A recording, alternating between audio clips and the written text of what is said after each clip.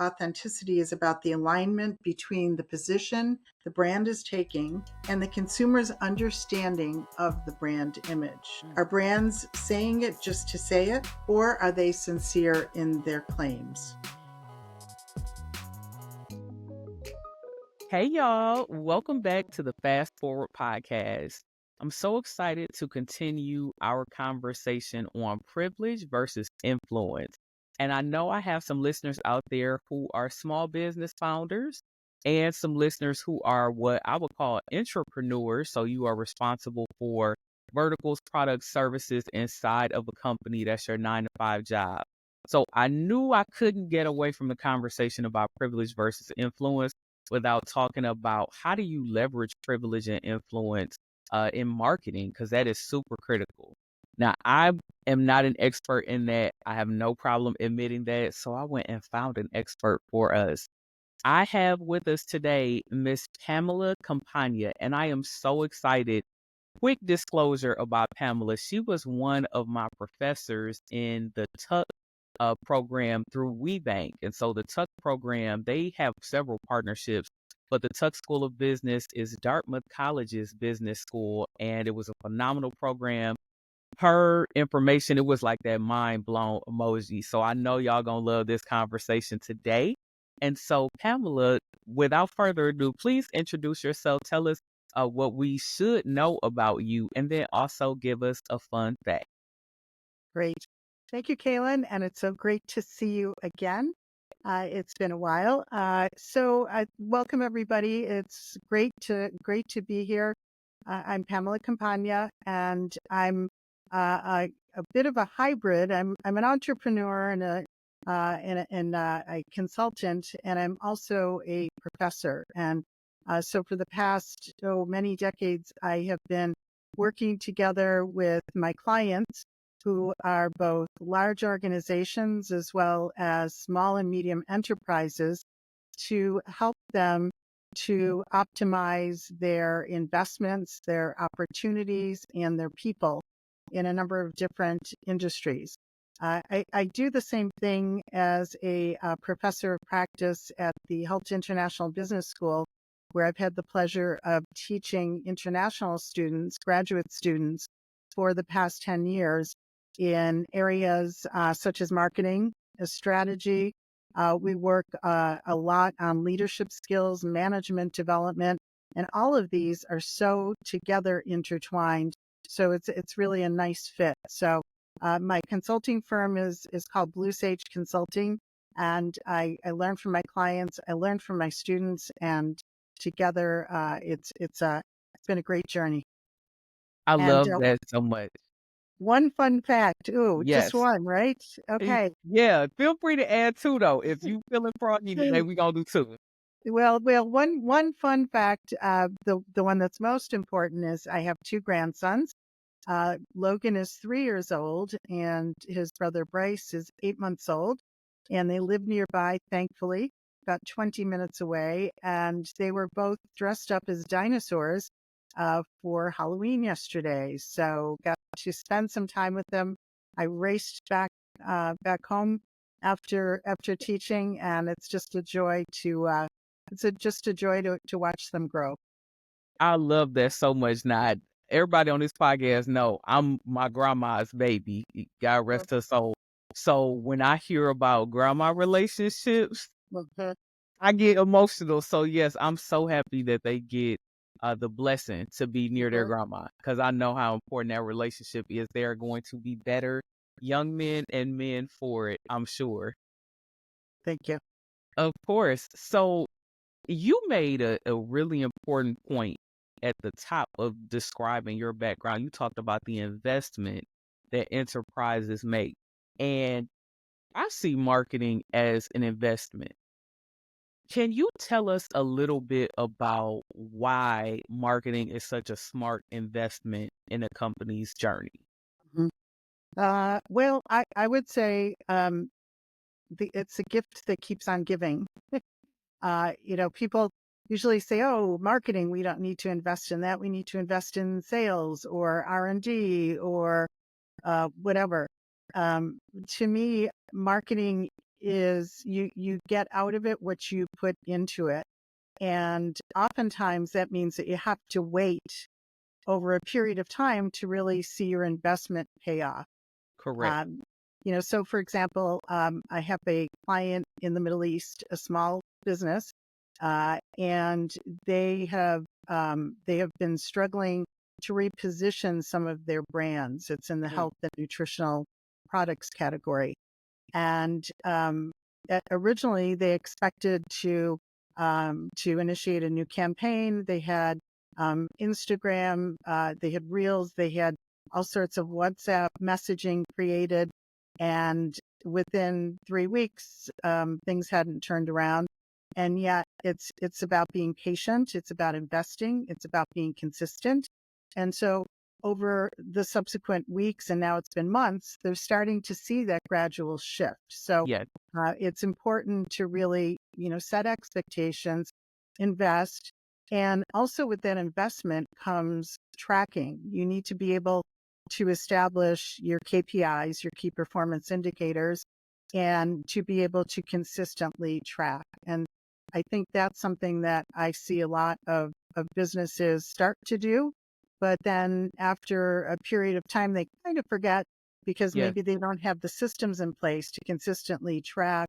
If our goal is to increase visitors to our website by X%, and if we're doing a direct mail campaign, increase the open rates by X%. Once they've achieved that, they kind of stop tracking. So I think that's something that I see as well. And again, coming back to investment, so it's investment of time, focus, as well as resources, as well as money. I love that. Now, hold on, I gotta pause. I hope y'all taking note, right? Because this is an important conversation. Because I heard about 5 things in that Sorry, I'm a like, lot of coffee today. I was just listen, but that's good because I was like, am I doing that? Am I doing that? Am I doing that? Let me try to pull out 3 of the top points that I heard in that answer. System stood out to me. And I think sometimes we look for, especially with the conversation around AI, what's the magic system that's just going to do it all for us? But systems involve both technology, processes, and people. So Mhm. I have an operations manager who makes sure that the podcast episodes are up and the descriptions are there and social media posts are there. But if I don't empower her with the right technology to do what she needs to do, it's not going to get done. Mhm. If I don't empower her to know the processes that work. So we have a touch base call twice a week. And in the last call, I told her, I was like, you know what? I actually like when you put the captions in this spot for me to approve, because then I could easily make changes. So we work on the workflow to make it Mhm. easier for us. A lot of times in small businesses, we're so busy running, trying to get sales and revenue, which is important. We don't always think about that marriage of people, technology, and processes for our Right. systems. And so I would encourage any of the listeners on the call, please, please, please, even if you're using AI, even if you're on the cutting edge of the new apps and platforms that come out, even if you're getting a million sales calls about the newest technology to help, if you don't have the right personnel and if you don't have good processes in place, to be honest, that cutting edge technology is not going to help you much at all. And I would say, just to add to that, when you talk about AI and marketing, I recently did the this year's version of the program where I met you last year, and did a session on using AI and using AI to empower marketing. And one of the key points that I heard from all of the participants was that yes, we want to look for the silver bullet or the easy answer, but more importantly, I think it's about warming up to and being open to learning new things. And just like we all adapted to the internet or personal computers or whatever analogy you'd like to use, it's the same thing. It's about being curious enough. It's about taking the time to understand it or to empower, like you said, empower your team to learn it and to understand it. And then it's also, I think, important not to look at just automating things that we're already doing, but looking at ways for perhaps doing things differently. I like that. So if I could say that another way, it's not automation for automation's sake. Mhm, It's about thoughtfulness in terms of operational excellence using AI. And I mhm, really like that. It's mhm, funny because, especially as a consultant, and you know this because you're a consultant too, I'm very careful about what I allow AI to do for me. Because once I start mhm, putting this stuff into these systems, especially the free version of these mhm, accounts, it's out there for the world to take, and that could be my own proprietary information, to be mhm, honest. And mhm, so when my operations manager first came on board, one of the first things I told her was, please don't put anything that's in the documents as far as my frameworks onto any of these systems.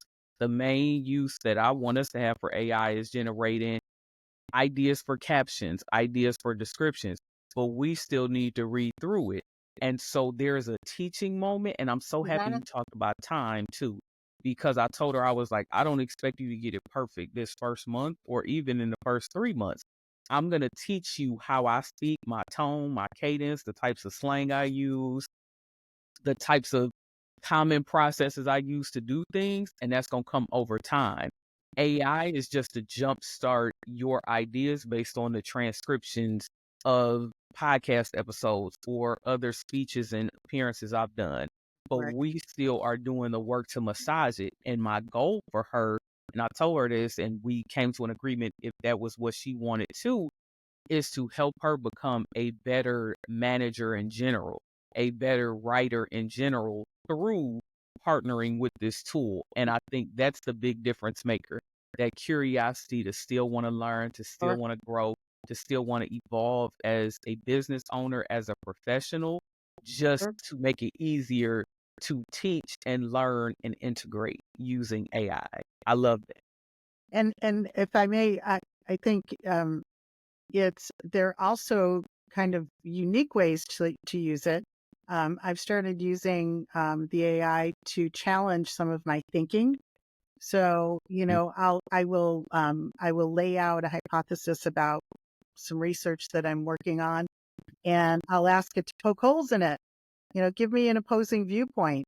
And so almost as a thought partner, also I've seen people, and I've used it this way as well, as a coach, Yep. to again, encourage different ways of looking at something, or, what is the quality of this? How might I rephrase something in a different way? What are the different perspectives? Can you Yes. teach me this?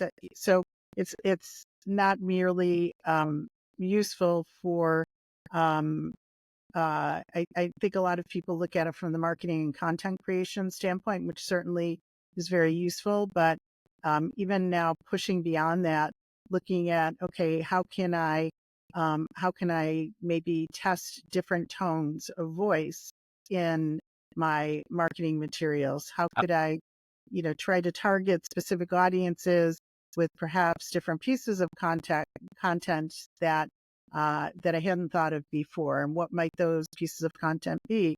And so again, that's what I mean by not just automating or facilitating what we do now, but Yep. really to apply more creativity and more customization, I think, in the work that we do. I love that so much. Oh, that just generated so many thoughts because what came to mind, so for real, because from the psychology aspect, a lot of us are scared of the challenge for Hmm. a couple reasons. Number one, a lot of us have not experienced the level of academic rigor. And of course, you are a professor, so you know a Hmm. huge part of the college setting is challenging, pushing back. Hmm. You debate in class. Your professor challenges things. You read information that challenges your thoughts, and it's your responsibility to either hold your position, explain your position, modify your position based on new information. But that is a very specific setting, and not everyone has had the benefit of those types of rigorous Hmm. environments. And so for us to use AI to build that skill, because that's a skill, Hmm. for It us is to a use skill. It is a skill, and it's a needed Yep. skill, girl. Yeah. It's a needed skill. It's a And needed skill. I just had a class yesterday and I put up a slide and I said, here's my philosophy of AI. And Yeah, at our institution, it is highly encouraged to use it. So follow that policy, but it's not meant to do your work. It's meant to automate things in a certain way so that you can do better work.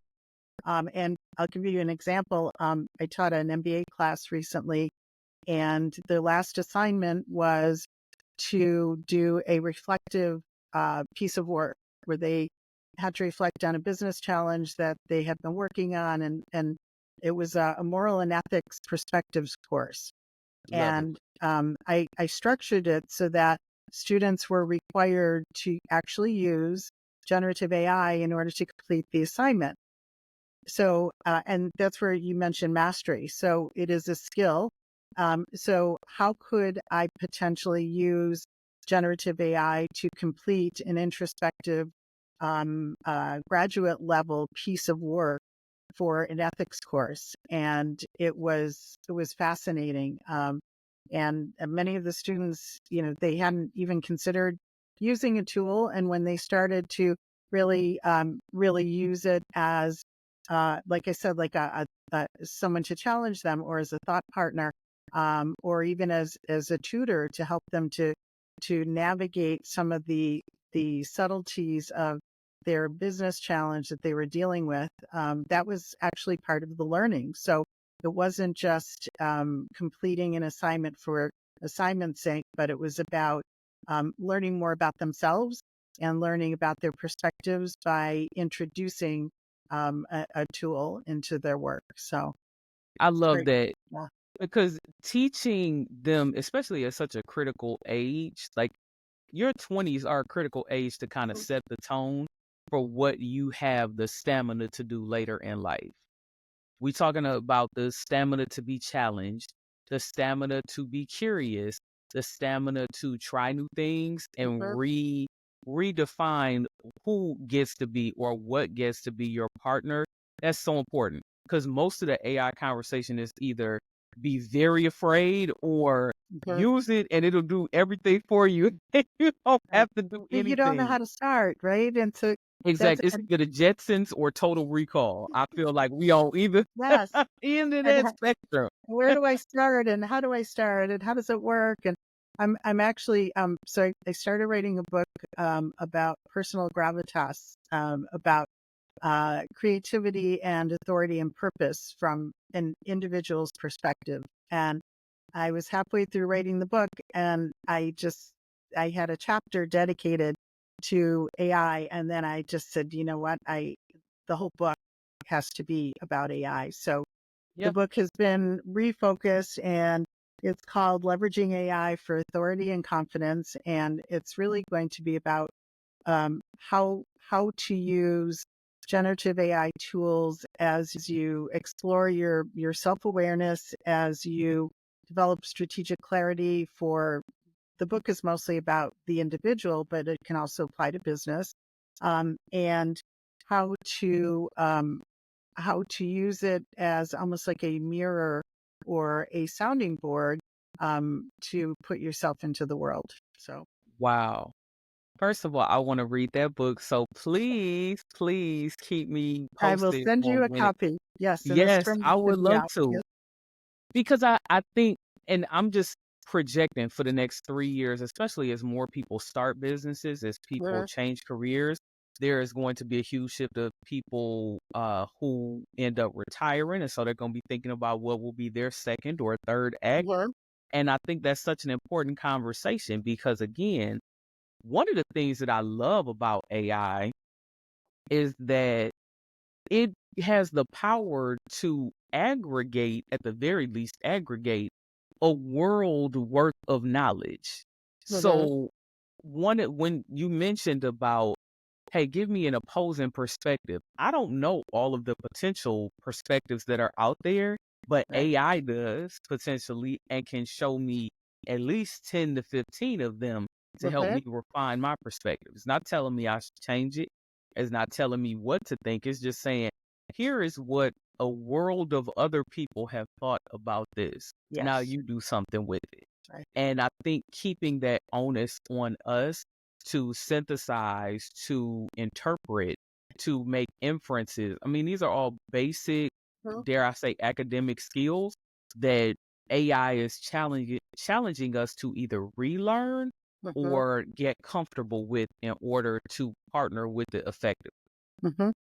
And you mentioned asking what um, I'm thinking about positioning, right? So if you're a company or if you're a person and Yes. a person who is, let's say, reskilling or looking at what is going to be my next thing, what's my legacy. There are ways of determining and understanding how to position yourself Hmm. based on based on what the market looks like, and also based on your internal compass. Yes. So understanding your why, which Simon Sinek's model of start with why, and Yes. that is what is your mission, your vision, what are your values, what is your overall purpose, what are you passionate about. And again, I when I say that, I think it applies to the individual, but also applies to a business. Yes. So understanding understanding your why, and then building out from there. And again, with or without tools, I think that that's something that businesses should do, and periodically. Again, I see oftentimes. A business will start down that path, and they'll have their mission, they'll align the organization behind it. Once in a while they'll react to competition or maybe changing market conditions, but really standing back and starting from scratch and saying, okay, let's just level set here and determine what changes, what shifts, what's happening around us, and how might we modify our business, our relationship with our customers, our products and our services. I think that's something that oftentimes gets missed. Pamela, I could throw this laptop across the room because This I is had what to we do that. thought we were going to talk about, right? I know. Listen, hold on. I gotta say that, y'all. None of what we just discussed is on the question list. We're gonna get to that in a second.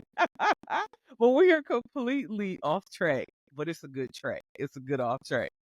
It's funny. I had to do the exact thing this year. So of course now I'm the Forward Collective Group, which is a Mhm. completely different model than the company you saw when I was in the Tuck program.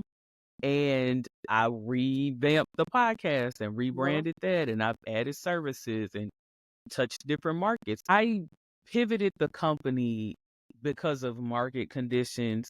And yes, because I did want to have a very different relationship with my customers. I think, uh-huh, for a period of time, like a 2, 3 year period, I was acquiring so many new customers that, I mean, it was important because I got to test out products and services, but I really like building deep relationships with uh-huh, folks and value that.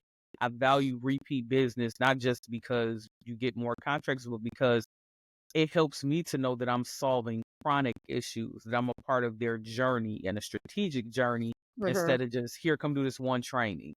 And I knew that the old company structure of Dream Forward Consulting, it wasn't the right container to hold all of that. So uh-huh. I pivoted to the Forward Collective Group and I thought about values. I'm like, are the values still the same? I think they are, but it's funny because I don't have the values listed anywhere right now. I Uh-huh. have the differentiators and those haven't changed.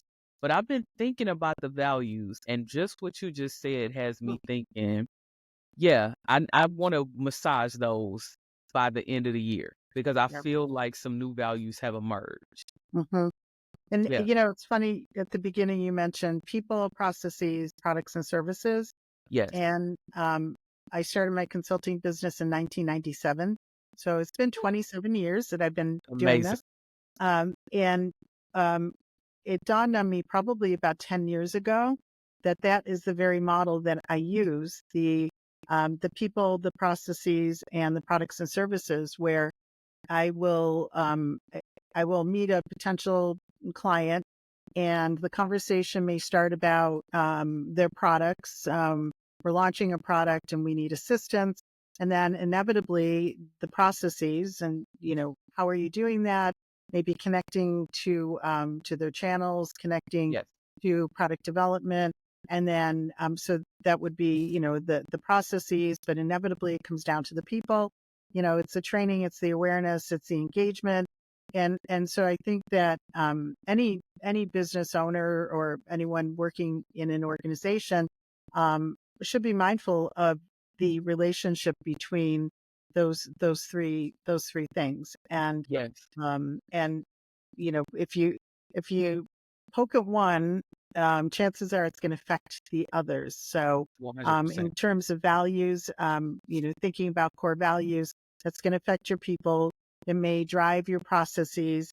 It may cause you to shift or change or cut or expand. And then the products and services may increase in value, decrease in value, or the mix may change. So I think Yes. from an organizational perspective and especially a marketing perspective, I think it's important to look at it that way. I love that so much. I think honestly, if I had to add a fourth P, and this leads into what spurred us to have a conversation in Mhm. general, which is positioning. Can you talk to the listeners about what is market positioning and why is that so important to a small business and its Mhm. marketing strategy? Mhm. I guess I would say market positioning is the traditional um, definition. I think is where you sit in the mind of your consumer. So where That's you like sit, textbook. I love it. it's Yeah. like it's Reese, Trout and Reese. I think it 1978. Um, but so it's that is the market position. Now, well, what does that mean? Well, it means that first of all, you have to understand who your customer or your consumer is to Yes. begin with, or who your potential customer or consumer are, and then who the competition is, and then how you relate to them. So, how do you Mm. stack up relative to them? Where are you positioned? Um, so that means what value do you bring to the consumers compared to others? It's the what I call the FFBs, the features, functions, and benefits that you Yes. offer. Usually, we talk about the features of a product, which is this is what the product does. Um, we don't often talk about how it does it, which is the function, or the benefits that that brings. And the benefits usually lead to the differentiation. Um, and so FFB, I do this a lot in my classes and with my I could clients. tell. That's why I'm smiling because in my head, I'm like, I feel like I need to be doing some homework. Like, Right. Well, there's an I'll give you some work exercise to that do. goes, I have work to do. And but Yes. no, this is important. Again, I'm telling y'all listeners, I hope y'all taking notes because that features, functions, and benefits is so important. It's easy a lot of times for product-based businesses because your product should be doing something, right? Mhm, But when you think about a service-based business, sometimes that is less clear. mhm, And just what you just said about FFB, because now I got to mhm, sit back. I'm like thinking, because I talk a lot about the features and benefits, but as I've noticed the market shifting, that function piece is actually mhm, very important because a lot of companies have had to lay off staff. And so I would encourage the listeners who have a service based business, if you know that your industry has been hard hit by layoffs, downsizings, et cetera, reductions in force, reorgs, what is the functional gap that you help to fill through the work yes, that you'll do? That not only would get you new clients, but it also may help you to get more retainer mhm, clients. Because if they laid off 3 people, for example, and they don't expect to hire those folks again, so maybe the layoff occurred as a part of a reorg, you may have the opportunity to be almost like stopgap staffing in a way mhm, because the function still needs to be completed. So yeah, that FFB That's a big one. Thank you, Pamela. That's really good. I like that a lot. Love. And I think related to positioning is also having a story. And it's about not just making up words, but it's about having a compelling story, a narrative, a way Very. that you talk about um, what you do. You could talk about how the business started, or you could talk about um, client value, using examples of work that you've done. But Mhm. there needs to have a narrative that enforces what your business does and why and how it fits where it is. Oh, I love that one too. So I want to pivot slightly because I know there are going to be listeners who work 9 to 5 jobs. Again, you had those entrepreneurs or Right. folks who are maybe seeking to grow their career. And yes, the entrepreneurs too. That narrative is so important. When I did career coaching and workforce development, we had a whole exercise around the elevator pitch and your Mhm. 30-second, I called it a 30-second commercial. And I remember it was really difficult for people to think of their career as a story because for a lot of us, we have a series of jobs, right? So I Mhm. worked this job and then I worked here and then I worked here. And especially if you work for really prestigious companies, the company is the story. So when you say Mhm. you work for this place, that becomes your story. But I would challenge anyone who's listening to see yourself as bigger than just the list of companies you work for, the list of your job titles. Yes. What is the thread that pulls your career story all together? And only you can define that, to be honest, because I I have a feeling it's gonna be bigger than what you think. And similar to how a company has to pull together its basket of services or basket of products, if you see your jobs and your roles as products and services in a basket, like think about a good example would be like a consumer goods company, like a PepsiCo or Procter and Yeah. Gamble. They have a whole bunch of different products and stuff, but their brand has a story. And Mhm. so, what's your story with that? I think that would be a really powerful exercise, especially for people to close out the year with. I love that. This is Yeah. good. I'm telling you, I gotta listen. I'm gonna watch this recording a few times. I gotta write some stuff down, man. And I would say too, Kaylin, that I'm smiling broadly because I kicked off 4 classes this week. And one of the things that I did in each class was to start with um, uh, an exercise of who are you? What do you do? Name one thing you're proud of. And I first started with an introduction of myself, and I introduced my background and my experience and where I've worked and what you just mentioned. The products and services that have been responsible for my business. But then I shifted over and I talked a bit more about my interests, my family, the things that really demonstrated the values that I have that are supplemental to the credentials, right? So that's part of the story. And so then moving into the who are you, what do you do, name one thing that you're proud of. Yes. Um, and then tying that in conversation back to, okay, if one student said, I'm very proud of my younger sister. And that was one of the things that he shared with his partner in the class. And so we discussed that and said, okay, what does that mean? What is the value that represents this pride in a sister? Yes. And a lot of it had to do with the core value of family and why he was proud of her and the things that she had done. And then we said, well, okay, so now let's say you're in a job interview or you're meeting a new team on a project. How would you take those values and that point and bring it into the conversation to help people understand who you are, to help position you, if you will? And Yes.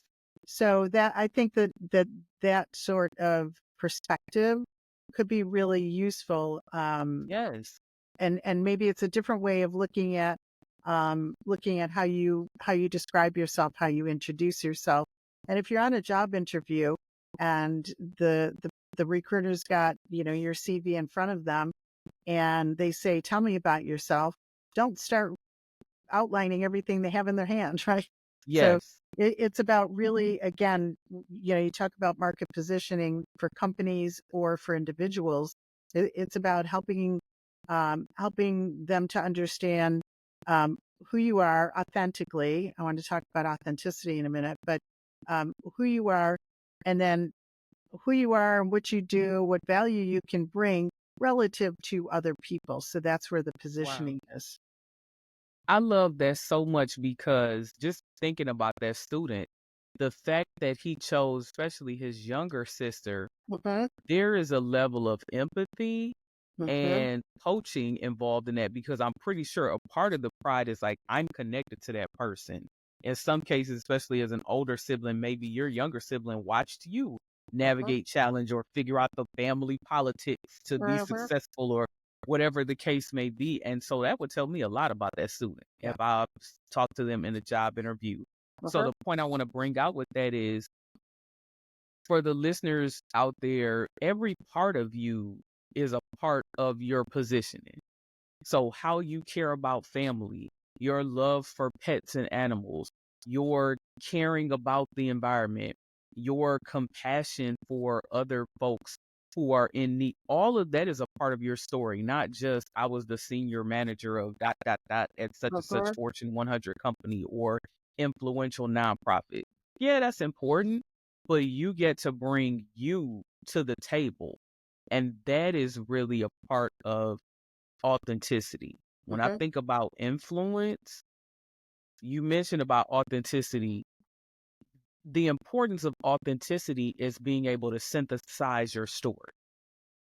So when I can synthesize all the parts of my story, the great parts, the ugly parts, the confusing parts, the parts I'm still seeking answers for, that is authentic and that generates influence because all of us are experiencing the Mhm, complexity of human experience and emotion.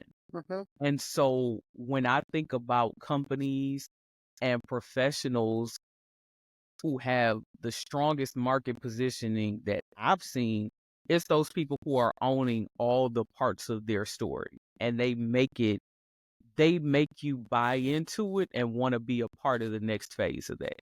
And And I they're think that's clear. super important. Yeah, I mean, Hmm. they're clear about it.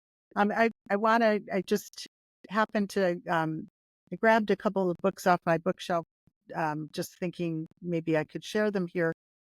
This Yes. book was written by two colleagues of mine, Matt Johnson and Tessa Mashajic, and it's called Branding That Means Business.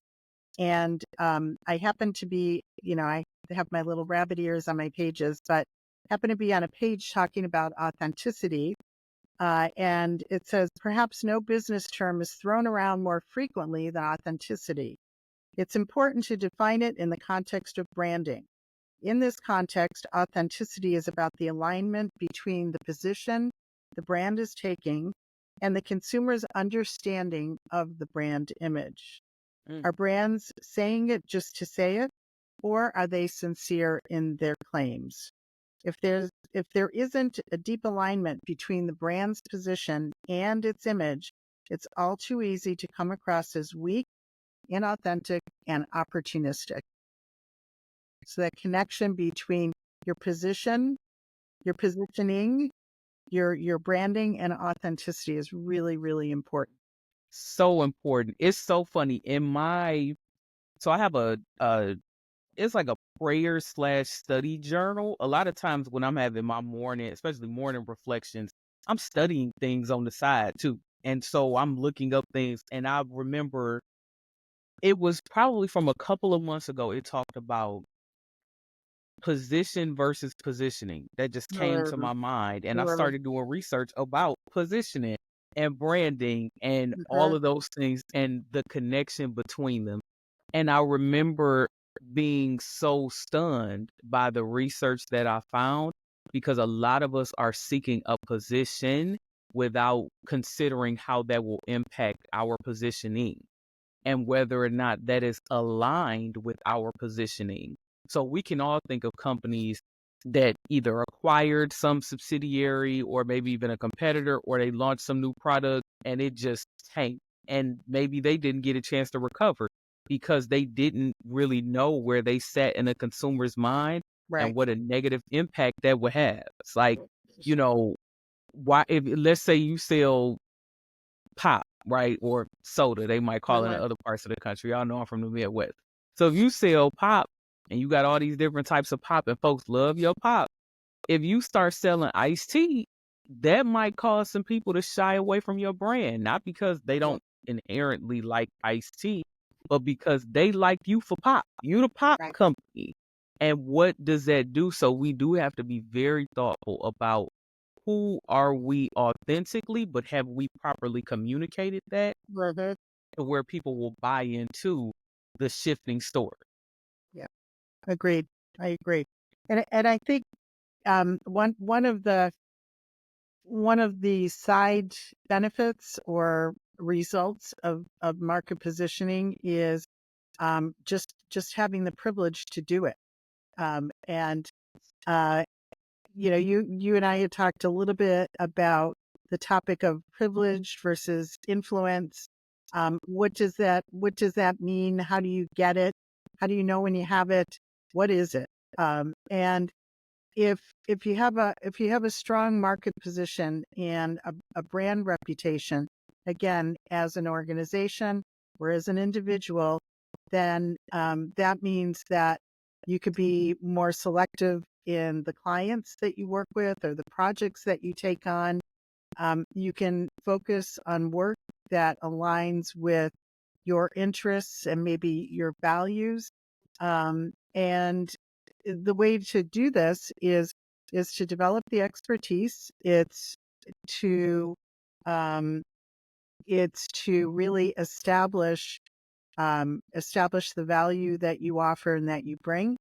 And to be honest, a lot of it comes with building the expertise by getting the experience and having the courage. I mean, people throw that word around, but it's true. I mean, I remember the time I said no to a very lucrative client. Um, However, I was not aligned with the industry that they were selling their product into. Mhm. And I tried to convince myself. I talked to people I trust. I tried to, again, talk myself into it. And finally, I just said, what am I doing? No. And so I think it's about setting the boundaries, even though it's really difficult, but being courageous, especially if you're a small business owner, and especially if you're a small business owner starting out. And I see um, a lot of small business owners shortchanging themselves in the interest of getting a client or selling more product because they're new. Well, I'm new, so Yep. I must discount my price. No, I mean, you No. have to hold the Can I line say on something with that? value. That race to the bottom is never Mhm. the move. And that's That's in right. business, with revenue, that's in relationships, that's Mhm. in, listen, you never want to do the race to the bottom. Right. Yes, you can discount things at times, but there should be a method to the madness, Mhm. right? You wouldn't discount a Ferrari down to $20 just because you desperate to sell it off. No, Mhm. because that cheapens the overall brand. And it's so funny because I'm so happy you said that about the no. Because when we know our market positioning, we can say no. And why is it so important to be able to say no? What does that do for us? Mm. I think the ability to say no, first of all, it helps the people that we're saying no to, oftentimes. And I mean, I have said no to potential clients because I just knew it wasn't a good fit, that they wouldn't get what they really needed from the work that I do, whether it's because I didn't feel as though I had the subject matter expertise, or maybe I didn't have the time. Yep. And so I am more than happy to refer people to other consultants that I know. And so I think that's one reason to say no. I think another reason to say no is, like I said, if it doesn't align with the value you can bring, your core values, your interest, your passion, or your availability. I'm a certified management consultant, which it's a qualification that is globally recognized. And one of the elements of the certification is the adherence to a code of conduct. And it Thank embodies the ethical principles of a certified management consultant.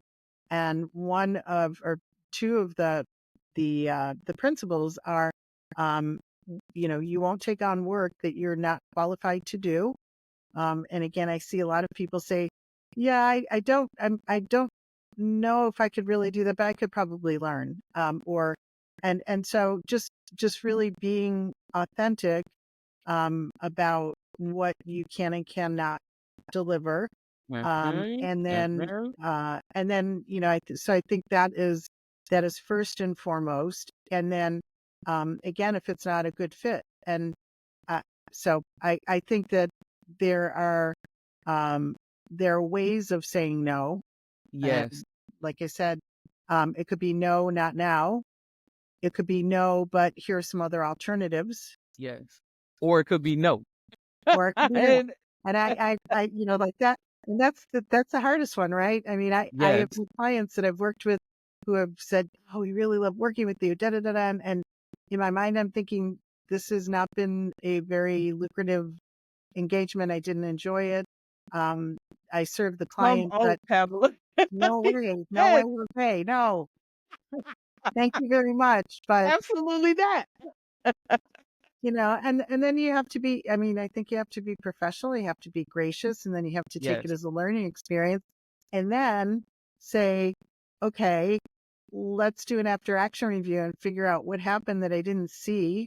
And, yes, and so, I've learned over the years how I structure my statements of work. And I always have something in there that talks about, um, you know, this statement of work is predicated on full engagement or response from the client, because that's oftentimes where I think things slow down. And again, I think it's about having the experience, and then from that you build the expertise and the mastery.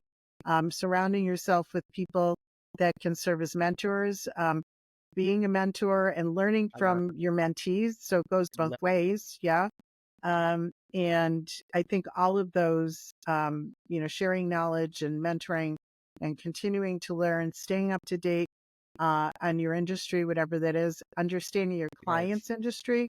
I've worked in so many industries, um, and, really acquired some deep knowledge in order to have the contextual knowledge to serve yes. my clients. So I think that's really important too. So. Can I make a note about that? Because that's actually where AI can be your friend too. Hmm. So you might not know everything about the agricultural sector Hmm. or about entertainment and sports. Right. Leverage AI to do your market research, to Yes, definitely. understand the competitors, to understand key moments in the company's history. So some companies will have that timeline on their website, but every Hmm. company might not. And Right. so you can use AI to do that type of research Hmm. to make more informed decisions about what types of clients you're going to take on, how you'll engage with them, the scope of work, how you need to pivot, ways that you can communicate with them to get better adoption of the strategies that you're talking about, to get better retention, to help Hmm. motivate them. So AI can be your friend even in the work beyond just what we think of as normal marketing. It can be a help to your market positioning because you have the right insights. And I think that that's super important.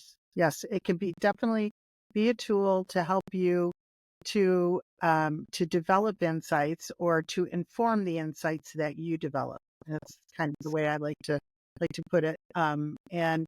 And also to understand the market dynamics, the key issues. I mean, it goes on and on. And yes, I think that the sky's the limit. But again, I think it's just about getting started and being curious enough and learning about it. There are a lot of resources out there, more and more every day. I spend more and more of my days learning about AI, writing about it, using Yes.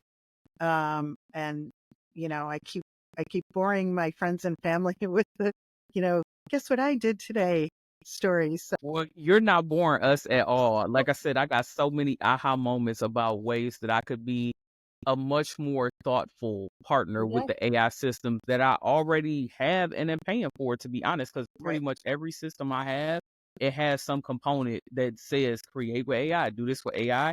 And I Uh-huh. don't think I'm using it to its fullest capacity. So thank you so much for that. All right. So final thoughts, because this is chock full of insights, aha moments, terms that we need to research. I want to leave with the question to ask that as small business owners and founders, we can experience imposter syndrome constantly. Like, do I really know what I'm doing? I'm not good at this. This isn't real. How can we consistently leverage our market positioning to move past imposter syndrome and scale? I would say start with cultivating your competence and your authority. So, in other words, understand where you stand and then build from that. That means you have to be self-aware as a business person. You have to be socially aware, understand what's happening within your organization and your organization in the marketplace. I would say you have to have strategic clarity. Yeah, So where do you stand today? Where are you going? Can you see that next step and how you're sure. going to get there? I think that being able to have difficult conversations about what's realistic, maybe what's not so realistic, and then intentionally engage with the market. And the market could be collaborators, partners, customers, suppliers, and when you put all of that together, I think that can help you to scale. It can help build the confidence, and Yes. imposter syndrome is the antithesis of credibility, confidence, and authority, which Mm. is personal gravitas. So, I would say that those are some suggestions where you might be able to address that, and just consistency. Just keep working on it. You are like a walking textbook. I'm like, oh, I can't wait to get the transcript of this because I want to pull some stuff out and do my own research. Pamela, thank you so much for joining us today on the podcast. I am looking out for your book, Leveraging AI. So, again, please let us know when it's ready and you'll have to come back and talk with us about it. You Great. named a couple of other resources and books as well. So, look out, y'all, in the description and in the comments because I want to share those resources as well. Finally, tell us where can we find you to learn more and stay connected. You can find me at my website, which is bluesageconsulting.com, or feel free to reach out to me on LinkedIn at Pamela Campagna, Campagna, and would love to hear from everyone and continue the conversation, and love to come back sometime and do a check-in. And I really enjoyed this, and thank you so much for inviting me, Kaylin. Of course, wonderful conversation. Thank you so much. And of course, y'all, we wrapping up toward the end of the year. So again, happy holidays to everyone. Please get some rest, do some recharging, and of course, do some strategizing so we can move forward in 2025. Thanks, y'all. Be sure to like, share, and subscribe and comment down below. See y'all.